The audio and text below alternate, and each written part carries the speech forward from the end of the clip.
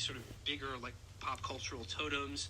He's going for he chose to adapt something very obscure and very hard to parse, but because of how hard to parse it is, it lends itself to like all kinds of interpretations about what's really going on in it. And like I said, my take that it's this very dry, farce about sort of a comedy of manners about like the New York wannabe upper class, and like how money affects like sex and their relationships and their views of themselves and other people. Most importantly, it's like how money makes you like the quest to attain like that upper class status, like what that does to you and how it makes you treat and look at other people as essentially disposable.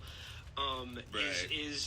I think that is like the sort of satire, I guess you might be saying, but like that is I think the motor that runs this movie, even through long stretches when like it is sort of hard to watch and it sort of seems like nothing's happening. But then you get to the end of it and you sort of take in the whole thing and let it kind of wash over you, and every single thing seems to be exactly as it should be. So like the cumulative effect of it is quite profound, but it leaves you with a very perplexed feeling. It leaves you with a sense of unease and kind of you wonder, was this finished by Kubrick? Well, what is there something missing here that I'm not getting? Because he did die, I think, technically like hours or days away from his final cut. I mean, who knows how long he's been tinkered with it, had he not, perhaps been assassinated because of the content in this movie.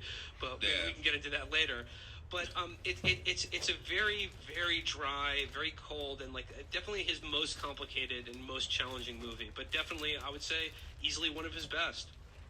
Yeah, I believe I read that he presented a cut. I don't know if it was the final cut, but a cut to the stars of the movie.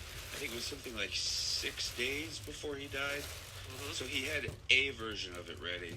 And in the reading of it that you're giving as essentially a comedy of manners, I think that is absolutely right on its own level. And I think one